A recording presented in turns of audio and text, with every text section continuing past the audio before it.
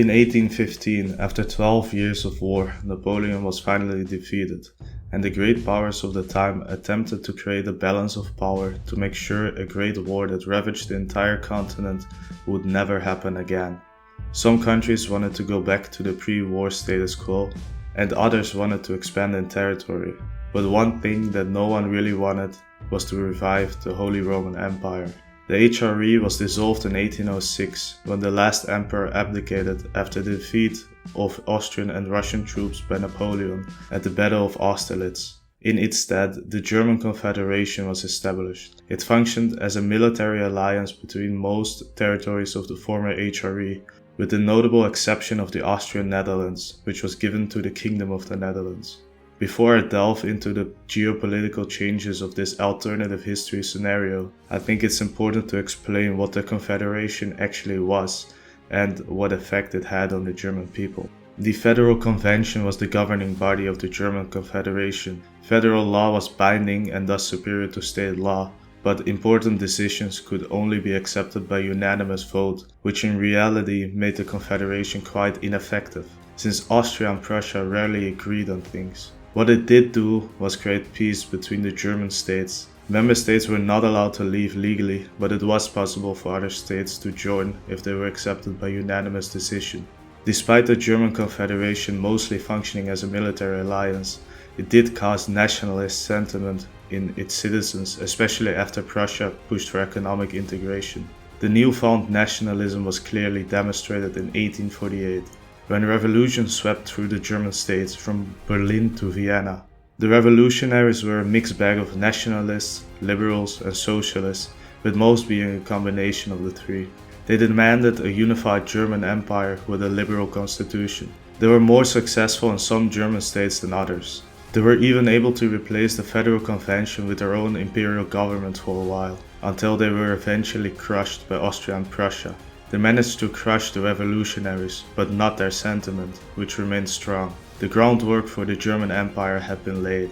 In this alternate Congress of Vienna, the great German powers of Austria and Prussia are slightly more shocked by Napoleon's escape from Elba and his return to France, and decide France should never be a threat to Germany ever again. And instead of having the Netherlands as just a buffer north of France, they ask them to join the German Confederation. The Dutch king is hesitant to join. Austria tries to convince him by pointing at their shared history in the HRE, but King William of the Netherlands is only convinced to join when his wife's nephew, Frederick III of Prussia, demands a return of the favor for saving the Netherlands twice. Once in 1787, when Prussia intervened in an uprising in Holland that was inspired by the French Revolution, and recently when Prussia helped liberating the Netherlands. Britain is in favor because at the time when the decision was being made, Napoleon was in the process of organizing his troops and starting yet another war. And Russia is neutral, because the Netherlands joining the German Confederation is only a problem for the French and wouldn't affect Russia. Napoleon is defeated at Waterloo and peace returns to Europe, except this wasn't really true. Post-Napoleonic Europe was a place with lots of unrest. In 1830, something terrible happened to Europe. I'm not referring to the July Revolution in France or the Polish uprising in Russia, but to something worse. The Belgian Revolution. This horrifying episode took place in the young kingdom of the Netherlands. The Dutch king was an authoritarian and a fundamentalist Protestant. The king wanted to replace all usage of French with Dutch. This wasn't a problem for many people from the Austrian Netherlands who already spoke Dutch, but to the Walloons and the upper-class Flemish who spoke French as a native language, this was problematic. The language struggle combined with the underrepresentation of Catholics in the government and military resulted in a mutiny in Brussels. The government tried to defeat the rebels, but they weren't immediately able to. So the French took the opportunity to back the mutineers, hoping to perhaps re-annex some territory. Then the British intervened and they agreed to the Belgian solution. I still see something like the mutiny happening in this alternate timeline, but I doubt the French would dare to intervene in any matters of the German Confederation so soon after the occupation of France had ended. The Prussians would likely be eager to help the Dutch in suppressing the rebels. They would succeed and become popular in the Netherlands among Protestants, An action like this would do a lot to make the average Dutchman identify with the rest of the German Confederation. In our timeline, the Netherlands avoided a revolution in 1848 by adopting a liberal constitution. But this was after they had lost half their territory and the majority of the people were deeply unhappy with the government. In this timeline, it would be different. After another 18 years of Prussian-style authoritarianism, the Netherlands would be one of the first countries in Europe to suffer revolution after France and Sicily. It was also another 18 years of identifying with the rest of the Germans. Traditions like the student fraternities would spread. These fraternities historically promoted liberalism and German nationalism. The Catholics wanted religious freedom and representation.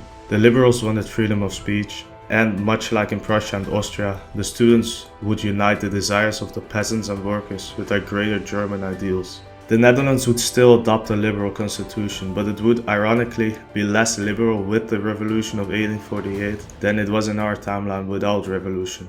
Because all the government learned from the Belgian Revolution in 1830 is that you can solve revolts with violence. The second reason is that the Dutch government would be looking at Prussia and how they solved it.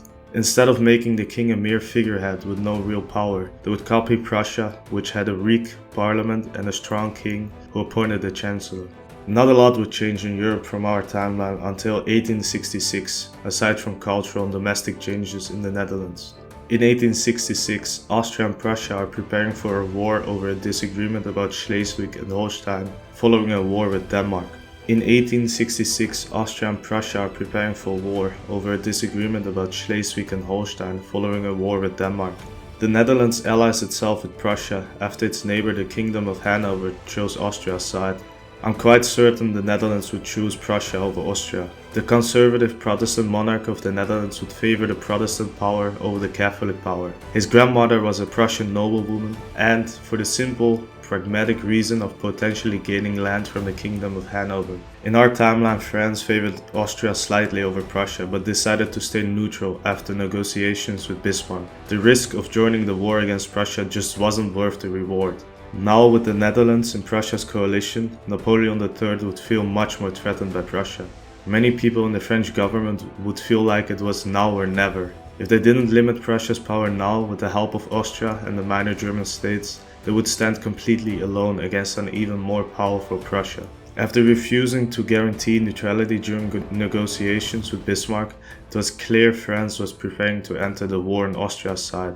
Italy's promised the ethnically Italian lands in France should France enter the war. The Prussian strategy remains roughly the same, even with France in the war. First, the minor states in the north and central Germany are overrun before they can mobilize, and then a couple of decisive battles should be fought with Austria and France. The way France chooses to engage Prussia will decide the war. If they link up with the Austrian army and fight together, their numerical superiority may be enough to defeat Prussia at the Battle of Königgrätz. But the French during this period were quite arrogant and resentful of their former enemy. When Hanover is invaded by Prussia and the Netherlands, France invades the Rhineland, Luxembourg and southern Netherlands, and then takes defensive positions along the Rhine. To everyone's surprise, the Battle of Königgrätz is completely one-sided in favor of Prussia. A small contingent of the Prussian army chases the fleeing Austrians into Bohemia in the direction of Vienna, clashing on the way. The rest of the army moves south, encountering very little to no resistance from the Bavarians and Swabians. They move in lightning speed, outnumbering the minor South German states at least 5-1. Bavaria, Württemberg and Baden surrender.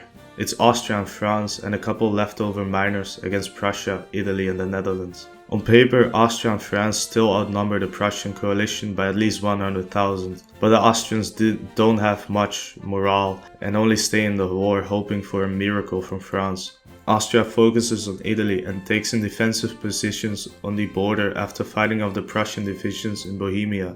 Bismarck would frame the war against France as a defensive war against French domination over Germany. In an effort to isolate France, Prussia offers an almost white peace to Austria with only minor territorial concessions to Italy, as they did historically. But due to the advantages that Austria and France have on paper, they refuse. Italy occupies Corsica and Nice and defends the Alps. Prussia has a smaller army in this war than they had in the Franco-Prussian War in our timeline, that took place 4 years after the Austro-Prussian War. Prussia is weaker, but so is France. They were quite unprepared for a major war. For that reason, I think Prussia would perform similar against France as in our timeline. The French army was not prepared to deal with the Prussian doctrine of Bewegungskrieg that focuses on encirclements. France is eventually pushed back to her borders and Prussian troops advance on Paris. Austria launches a last offensive into the South German states to get a better position to negotiate from, but they lose again and are forced to retreat. Paris falls and the Prussian king visits Versailles, where he is crowned German emperor. A treaty is signed. Prussia gains Alsace-Lorraine, the Netherlands gains French Flanders, and Italy gains the old territories of Nice and Savoy, as well as the ethnically Italian island of Corsica. After the defeat of France, Italy finishes the Risorgimento by taking Rome, which is no longer protected by French troops. The treaty with Austria differs significantly from our timeline. Historically, Bismarck wanted to make an ally out of Austria and thus gave them a white peace. Wilhelm I disagreed completely, and only after Bismarck threatened to resign did Wilhelm I give in to his plans. In this timeline, Bismarck could not possibly have demanded a white peace with Austria. Instead of 7 weeks, they had been fighting for 7 months. Knowing that turning Austria into an ally was impossible now, Bismarck takes the opposite approach. He tries to weaken Austria as much as possible, demanding the maximum ethnically German land as possible, as well as heavy reparations. This is with the goal of causing the collapse of Austria by making Germans a small minority in the empire and burdening the Austrian economy with debt. Prussia gains the northern and western Sudetenland, and Austria has to give Vorarlberg to Switzerland. Italy gains Veneto. Historically, Prussia expanded massively by annexing many of the minor states that were allied to Austria, and by making the other minor states in the north join the North German Confederation, where they essentially gave up sovereignty. In this timeline, Prussia would naturally do the same thing, but in all of Germany. The remaining minor states that were not annexed are forced to join the German Empire. They continue to have some autonomy over matters in their state, but they are absolutely not independent. An even bigger and powerful German Empire and a crippled Austria will send shockwaves through Europe. Despite holding a grudge against Austria for not helping out in the Crimean War, Russia strikes an alliance with Austria out of existential fear for Germany. Britain would also shake off her neutrality and arrange a major defensive alliance with France, Austria and Russia, fearing a German-dominated Europe. It isn't hard to see how the next war would also, in this timeline, break out of some minor conflict in the Balkans. Probably Austria and Russia stirring up revolts in the Ottoman Empire and Germany trying to keep the dying country alive.